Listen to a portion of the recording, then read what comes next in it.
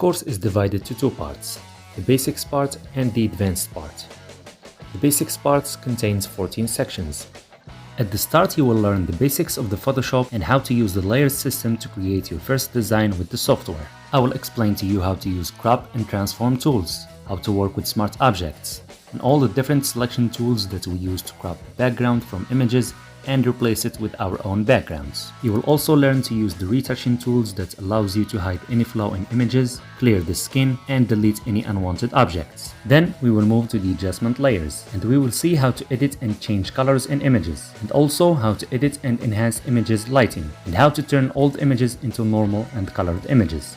In the next section we will learn to write text in the software and create special text by adding effects to them using the layer style. Then we will take a look at geometric shapes and see how to use them to create a full design.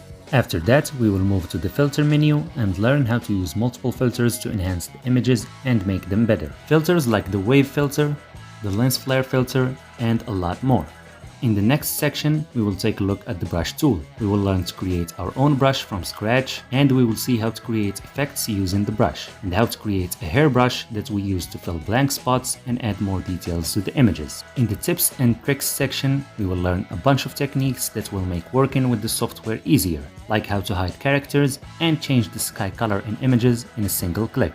In the final section of this part, you will learn to create multiple effects, like the coordinates effect, the glow effect, the light effect, and a lot more effects. By the end of this part, you will have enough experience to work with the software and use it to create your own designs, which leads us to the second part of this course, the advanced part, in which you will learn to create professional designs using the photo manipulation technique, a technique that you can use to turn simple images to professional ones. This part is divided to two sections. In the first section, I will explain to you the basics of photo manipulation, like merging images, choosing the correct measurements, setting the colors, editing the lighting and shadows. Also, I will provide you with multiple sources to get ideas and to get the proper images for your projects. After that, we will move to the best part of the course for me. We will learn to create professional designs. In this section, we will work on 15 different projects, as I will explain to you how to create each project from scratch until the end.